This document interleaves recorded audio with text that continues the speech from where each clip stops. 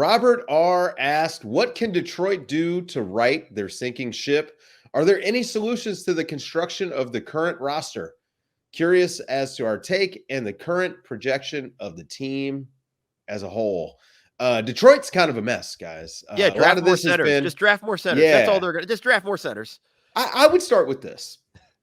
You're a young, bad team. You just hired Monty Williams. You gave him a 6-year contract, which means he has a ton of stability. He doesn't have to worry about his job. You're not good enough to win any games as it is.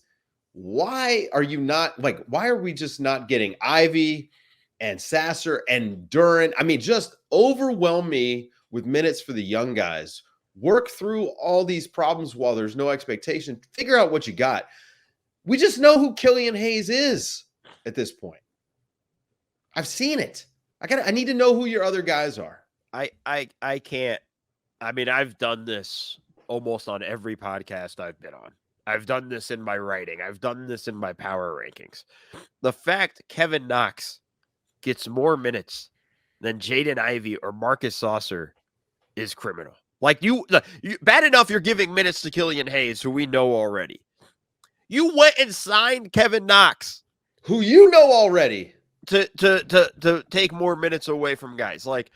I mean, it's a level of frustration with this team and this roster, and the whole idea of, oh, well, you got to earn the minutes, your defense matters or whatnot, and things like that. Ain't nobody playing defense on that team.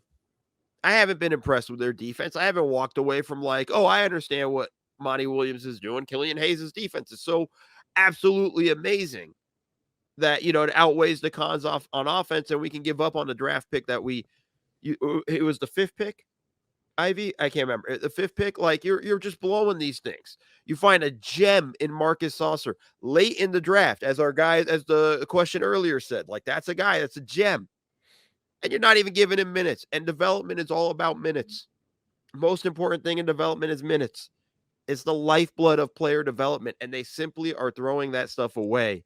And it's just frustrating to watch. It's a frustrating watch for me. Also, I want to just say this about their offense. It's a black hole. Every single person I mean, they had, I watched the game over the weekend. It was dribble down the court, make no passes. I'll give Kevin Knox credit. He was one of the few guys trying to make plays for other people. He actually did try to move the ball, had a nice hammer pass to the corner.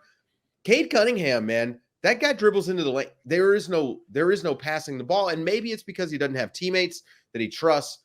But I would start there. I'd say, hey, how about sharing the ball a little bit on offense, and let's play our better young players that have some high upside. Alec Burks, fine player. I like Alec Burks a lot. If Alec Burks was playing for, the Golden State Warriors, or if he was playing for the LA Lakers, fantastic.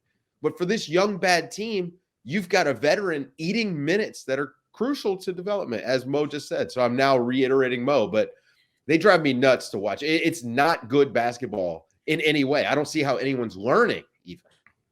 It was either John Schumann or John Hollinger, I don't remember which, came out with the stat. John with the stat that in every clutch game Detroit has played this year, they've scored fewer than 1 point per possession in their clutch possessions. And this is just a little bit what you're talking about. When it gets down to it, they don't have any way of either individually or collectively creating an advantage.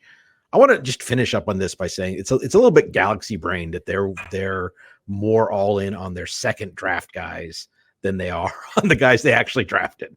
It's like the second draft is an interesting idea. The jury is very much out on whether it's actually a thing, whether a guy who, guys who don't fit in their first place can turn in a better place. A success story of that might be like what Cam Reddish is doing in LA, where he's sort of become a very interesting defensive wing, which was always his best attributes as a prospect anyway.